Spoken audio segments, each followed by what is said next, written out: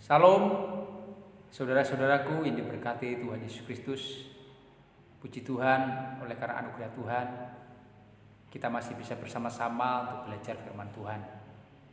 Kali ini saya ingin mengajak saudaraku untuk membahas satu doktrin dalam kekristenan yang sering diperbincangkan dan diperdebatkan.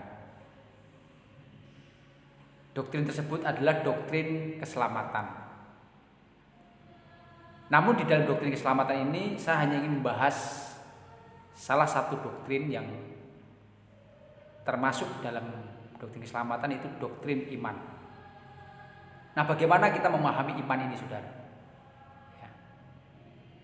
Nah, mari kita lihat doktrin iman berdasarkan dari kitab atau surat Yakobus pasal 2. Nah, perlu kita akui dan kita ketahui bahwa dalam sejarah kekristenan memang doktrin keselamatan ini banyak mengalami perdebatan, diperdebatkan oleh dua kelompok besar, dua kubu, yaitu kubu Calvinis dan kubu Arminian.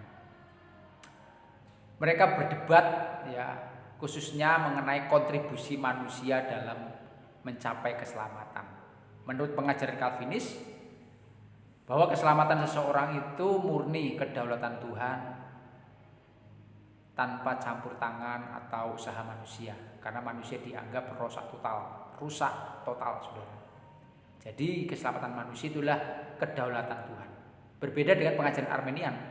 Arminian meyakini bahwa keselamatan seseorang itu adalah anugerah Tuhan berdasarkan tanggapan atau respon manusia untuk percaya kepada Tuhan. Nah, dari dua pandangan dari kelompok ini banyak tidak ada titik temunya. Mari kita melihat apa yang dikatakan firman Tuhan tentang doktrin yang diperdebatkan oleh Arminian dan Calvinis. Yang jelas Alkitab mengajarkan dengan jelas bahwa manusia yang berdosa itu diselamatkan oleh Tuhan karena anugerah Allah. Roma 4 ayat 16. Anugerah Allah itu adalah kematian Tuhan Yesus yang diberikan kepada manusia secara cuma-cuma. Jadi di sini kematian Tuhan Yesus adalah sebuah anugerah. Nah, seseorang akan diselamatkan ketika dia menerima anugerah itu melalui iman. Jadi manusia itu perlu meresponi. Manusia itu perlu mempercayai, menerima kebenaran itu. Itulah iman. Jadi jelas bahwa dapat disimpulkan manusia diselamatkan oleh anugerah melalui iman. Dan iman itu adalah kasih karunia Allah, bukan usaha manusia, bukan hasil pekerjaan tangan manusia. Efesus 2:8.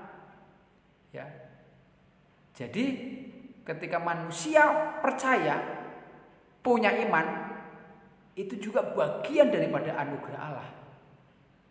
Jadi manusia meresponi akan anugerah Allah, yaitu Yesus yang mati di kayu salib. Dia percayai, dia imani. Dan iman di sini, saudara, sangat penting di dalam proses keselamatan. Dalam Roma 3 ayat 21 dan 22 dikatakan bahwa agar manusia bisa dibenarkan Allah pada hari penghakiman nanti, ia harus dibenarkan Allah. Ia harus memiliki kebenaran Allah karena imannya kepada Yesus Kristus. Jadi kebenaran Allah itu diberikan lewat Yesus Kristus karena iman, saudara. Dan iman ini adalah unsur penting di dalam pengorbanannya untuk mendatangkan penebusan dosa. Jadi jelas bahwa iman itu sangat penting untuk keselamatan saudara. Kita diselamatkan karena anugerah Allah melalui iman. Nah, dalam Yakobus pasal 2 ayat 14 sampai 26 kita melihat bahwa Yakobus berkata Apakah gunanya kalau saudara-saudaraku jika dia berkata dia punya iman tapi tidak punya perbuatan? Apakah imannya itu menyelamatkan? Nah, di sini Yakobus melihat bahwa ternyata iman kita kepada Tuhan Yesus harus betul-betul dibuktikan lewat apa? Perbuatan. Ya. Yakobus juga menjelaskan bahwa bukankah Abraham bapak kita dibenarkan karena perbuatan-perbuatannya ketika ia mempersembahkan Ishak anaknya di sembah. Jadi di sini ada banyak orang melihat bahwa berarti perlu ada usaha manusia supaya dibenarkan Tuhan. Seolah-olah kan seperti itu. Tapi sesungguhnya Yakobus tidak bermaksud bahwa untuk mencapai keselamatan selain iman harus ada usaha kita. Tidak, saudara. Nah, nanti kita akan melihat ayat demi ayat apa yang Yakobus maksudkan tentang perbuatan. Ya. Yang menjadi pertanyaan banyak orang, apakah Yakobus mengajarkan bahwa keselamatan itu didapat karena iman saja atau perbuatan saja? Ataukah keselamatan itu didapatkan oleh karena kita punya iman plus ada perbuatan? Perlu ada syarat lain, itu perbuatan. Apakah seperti itu Yakobus mengajarkan? Ya, seperti dalam Yakobus 2:21 ya, bukankah Abraham bapak kita dibenarkan karena perbuatannya ketika yang persembahkan Ishak anaknya di atas mezbah? Nah, seolah-olah ada kontradiksi, ada pertentangan antara pernyataan Paulus dengan Yakobus. Yakobus berkata bahwa manusia selamat oleh karena iman saja, ya, bukan perbuatan. Tapi di sisi lain Yakobus berkata iman tanpa perbuatan pada hakikatnya mati. Seolah-olah bertolak belakang. Tapi apakah benar apa yang diungkapkan Yakobus itu bertolak belakang dengan Paulus? Mari kita melihat penjelasan Yakobus di dalam ayat 14 sampai 16, 26. Yakobus berkata dalam ayat 24, di dalam ayat 14. Apakah gunanya saudara-saudaraku jika seorang mengatakan bahwa ia mempunyai iman padahal ia tidak mempunyai perbuatan, dapatkah iman itu menyelamatkan dia? Nah, kata iman di sana saudara yaitu percaya ya, percaya kepada Yesus Kristus secara pribadi. Ya, iman di sana artinya percaya kepada Tuhan Yesus. Ya. Dasar untuk kita mendapatkan keselamatan adalah percaya. Kemudian Yakobus melanjutkan ada kata perbuatan. Ya. Jika seorang mempunyai iman tapi tidak punya perbuatan. Nah, kata perbuatan di sini saudara jangan kita samakan artinya dengan perbuatan yang Paulus maksudkan. Ya. Kata perbuatan di sini yang dimaksudkan oleh Yakobus itu berbeda dengan perbuatan yang dikatakan oleh Paulus. Perbuatan yang dimaksud oleh Yakobus adalah perbuatan secara moral, perbuatan yang penuh dengan kasih, berbelas kasihan, menolong orang yang susah, memperhatikan orang.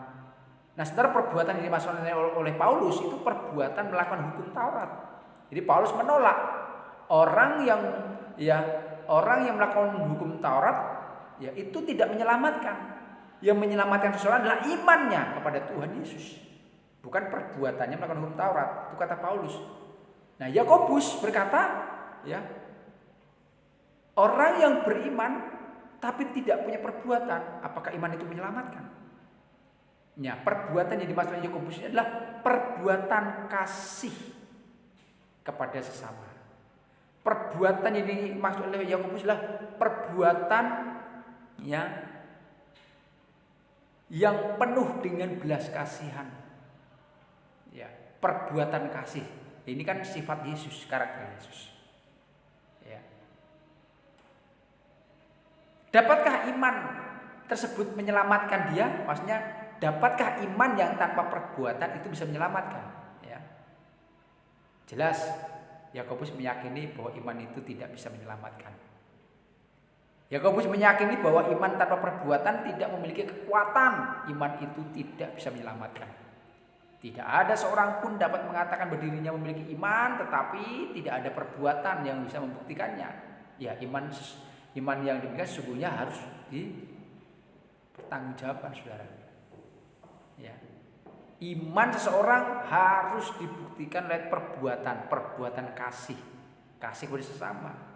Nah, Paulus memberikan ilustrasi atau gambaran dalam ayat 15 dan 16, ya. Ada seorang yang miskin, tidak punya pakaian, tidak punya makanan. Nah, orang-orang seperti ini perlu ditolong, perlu dibantu. Kita melihat orang seperti itu harus ada tindakan kasih. Ya. Jikalau seseorang, ada orang yang punya pakaian, yang tidak memiliki pakaian, tidak punya makanan, kemudian sahabatnya melihat, kemudian dia merasakan kasihan, simpati, ya. Tapi dia tidak berbuat apa-apa. Apakah simpatinya itu ada artinya, saudara? Ya. Simpati yang tidak disertai dengan tindakan itu gak ada artinya. Itu menurut Paulus. Nah, sama halnya dengan iman, saudara. Iman kita kepada Tuhan, tapi tidak ada tindakan iman, perbuatan baik kita kepada sesama, itu tidak ada artinya. Itu maksud Yakobus. Ya. Di dalam ayat 17 dijelaskan demikian juga halnya dengan iman. Jika iman tidak disertai perbuatan, pada akhirnya adalah mati. Gak ada artinya, saudara, mati. Ya. Jadi Yakobus jelas sekali, ya, bahwa iman tanpa perbuatan itu mati. Artinya apa? Tidak bisa berdampak, ya, tidak bisa diterima oleh Tuhan. Pada hakikatnya adalah mati, ya. Kata mati di sana Yakobus katakan bahwa mati di sana artinya tidak bekerja, tidak ada gunanya, ya, nggak ada artinya. Jadi jelas Yakobus dengan tegas mengatakan bahwa iman yang kita miliki harus diwujudkan dalam sebuah tindakan dan perbuatan. Kalau tidak, iman kita mati, saudara.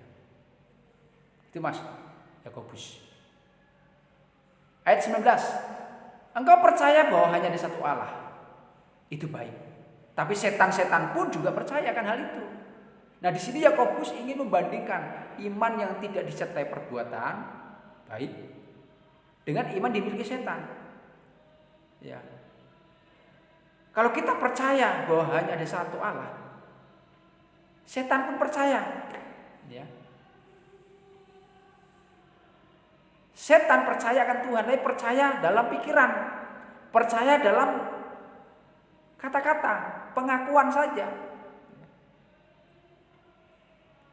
Yakobus bermaksud mengatakan bahwa orang yang percaya bahwa hanya ada satu Allah, tetapi tidak ada tindakan, tidak ada perbuatan yang menegaskan bahwa Allah itu baik, maka ia memiliki iman yang sama dengan setan, dengan iblis. Ya. Ingat, setan juga percaya bahwa Tuhan itu Esa. Setan juga percaya bahwa Yesus itu adalah Tuhan. Tapi setan tidak pernah menunjukkan perbuatan imannya. Nah, kalau kita sebagai orang Kristen punya iman tapi tidak menunjukkan perbuatan-perbuatan iman, maka iman kita sama dengan iman dimiliki oleh setan. Itu maksud Yakobus. Iman kepercayaan seperti ini bukanlah iman sejati, karena di dalamnya tidak ada pertobatan dan kasih. Ayat yang ke-20. Hai manusia yang bebal, maukah engkau mengakui sekarang bahwa iman tanpa perbuatan adalah iman yang kosong? Jadi jelas Yakobus mengatakan bahwa iman yang tidak ada perbuatan itu kosong, nggak ada isinya, saudara. Nggak ada isinya, ya, tidak ada isinya, tidak ada mutunya, dan tentu iman seperti ini akan dibuang oleh Tuhan. Ya. Ayat 21. Bukankah Abraham bapa kita dibenarkan karena perbuatannya ketika ia mempersembahkan Ishak anaknya? Di sini sekali lagi Yakobus menekankan perbuatan Abraham. Kalimat dibenarkan karena perbuatan-perbuatan ini harus dipahami dari perjanjian lama ya, bahwa tindakan Abraham persembahkan Ishak itu diperkenan oleh Tuhan. Dalam konteks ini kata dibenarkan mempunyai arti apa? Dikenal dan diberi pahala oleh Allah. Jadi perbuatan Abraham itu diperkenan oleh Tuhan, oleh Allah. Allah memberikan berkat kepada Abraham. Dengan demikian ya kita melihat bahwa perbuatan Abraham ini meneguhkan imannya kepada Tuhan dan Tuhan membenarkan perbuatan Abraham. Abraham diberkati. Ya. Ini maksud Yakobus. Kata dibenarkan di sini jangan dikelirukan dengan pemakaian istilah yang digunakan Paulus dalam hubungannya dengan Abraham ya. Jadi Paulus menunjuk kepada pembenaran awal Abraham percaya kepada Allah. Maka Allah memperhitungkan hal itu sebagai satu kebenaran. Ya. Yakobus mengacu pada satu peristiwa yang terjadi beberapa tahun kemudian di mana Abraham diminta oleh Tuhan bersama anaknya, lalu Abraham melakukannya. Ada perbuatan iman Abraham. Maka iman Abraham yang disertai dengan perbuatan semakin dibenarkan oleh Tuhan. Ayat 22. Kamu lihat bahwa iman bekerja sama dengan perbuatan dan oleh perbuatan itu iman jadi sempurna. Jadi Yakobus mengatakan bahwa iman tidak mungkin bisa dipisahkan dengan perbuatan. Karena seseorang yang mengaku dirinya beriman kepada Allah harus menjalankan perintah-perintahnya. Otomatis perbuatan-perbuatan itu mencerminkan seorang itu beriman. Perbuatan dan iman kepercayaan sama pentingnya. Jadi Yakobus melihat bahwa iman dan perbuatan itu sama-sama penting. Sama-sama kita tunjukkan kepada Tuhan. Untuk menegaskan ayat ini, Yakobus memakai kata bekerja sama. Jadi bekerja sama dan menjadi sempurna. Jadi ketika iman kita dalam hati, pengakuan kita, mulut kita terus disertai dengan perbuatan iman, ada tindakan-tindakan yang benar, maka semakin sempurnalah iman kita itu.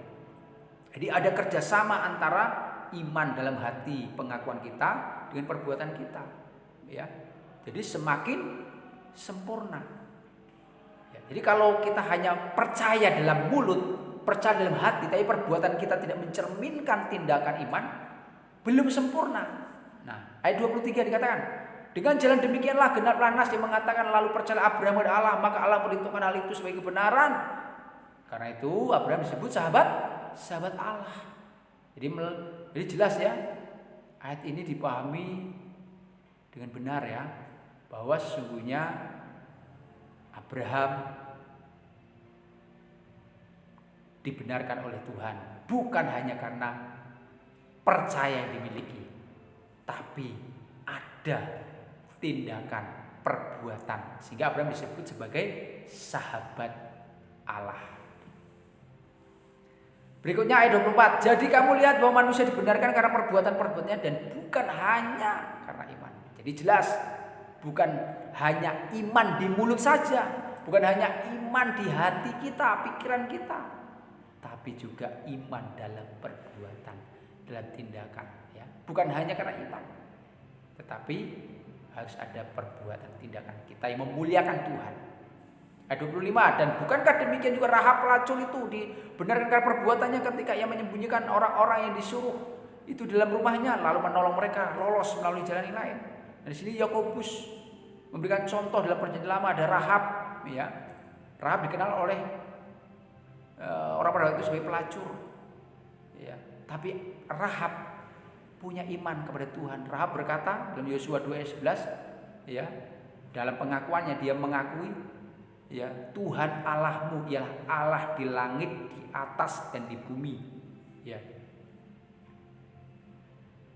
Jadi Rahab sebagai seorang yang bukan Yahudi, bukan dari bangsa pilihan, dia mengakui, dia percaya kepada Allah. Dan percaya kepada Allah itu disertai dengan tindakannya melindungi, ya, menyembunyikan orang-orang pilihan Tuhan. Jadi kita lihat Rahab ya, dibenarkan karena perbuatannya. Kata ini artinya sama dengan ayat 21 tadi. Dalam hal ini perbuatan Rahab adalah menyambut pengintai-pengintai bangsa Israel, menolong mereka untuk melarikan diri. Nah, di sini karena kata dibenarkan karena perbuatannya dapat juga diterjemahkan sebagai Allah menerimanya sebagai orang yang baik karena perbuatan-perbuatan baik yang dilakukannya. Ya. Ayat 26, sebab seperti tubuh tanpa roh adalah mati, demikian juga iman tanpa perbuatan adalah mati. Di sini Yakobus menyimpulkan pendapatnya. Dia mengulangi pemikiran-pemikirannya yang dinyatakan dalam ayat 17 tadi, yaitu bahwa iman tanpa perbuatannya adalah mati. Tapi dia menambahkan juga perbandingan untuk membuat lebih jelas. Yakobus membandingkan iman tanpa perbuatan itu dengan tubuh tanpa roh. Menarik sekali di sini bahwa dalam kalimat ini iman disejarkan dengan tubuh dan perbuatan dengan roh. Ya, jadi sama seperti ya tubuh tanpa roh, tubuh itu mati. Demikian juga dengan iman tanpa perbuatan mati, saudara, nggak ada gunanya. Ya. Nah, jadi kesimpulan saya ada 3. Yang pertama, bahwa iman yang sejati akan diwujudkan dalam perbuatan. Sekali lagi, iman yang sejati akan diwujudkan dalam perbuatan. Perbuatan yang dimaksud di sini adalah perbuatan kasih seperti Yesus mengasihi orang-orang yang susah, orang-orang yang sakit, ya. Bukan perbuatan ya seperti yang Paulus katakan, maksudkan yaitu perbuatan bahkan hukum Taurat. Tidak, hukum Taurat tidak pernah menyelamatkan. Ya. Tapi perbuatan yang menunjukkan iman sejati adalah perbuatan yang penuh kasih seperti Tuhan Yesus. Ya. Yang kedua, iman yang sejati tidak bisa dipisahkan dengan perbuatan. Jadi Paulus menyimpulkan antara iman dan perbuatan itu nggak bisa dipisahkan. Ya. Ya. Tidak bisa dipisahkan. Yakobus membantah dan mengatakan bahwa iman yang tidak tunjukkan dengan perbuatan sama dengan iman yang dimiliki setan-setan. Ya. Iman seperti ini merupakan pemikiran umum yang intelektual, dan iman seperti ini tidak dapat digabungkan dengan kejahatan. Sama seperti setan-setan percaya dan melakukan kejaman, demikian pula kita pun percaya kepada Tuhan tapi masih melanjutkan dosa. Jadi nggak bisa, ya. Nggak mungkin orang berkata, aku percaya kepada Tuhan, ya, tapi ternyata dia tidak melakukan yang baik, dia tidak menunjukkan belas kasihan. Jadi iman seperti ini palsu. Iman yang sejati tidak bisa dipisahkan dari perbuatan yang baik. Ya. Yang ketiga, iman sejati harus dibuktikan melalui perbuatan. Ya. Pembuktian iman kita sejati adalah perbuatan kita.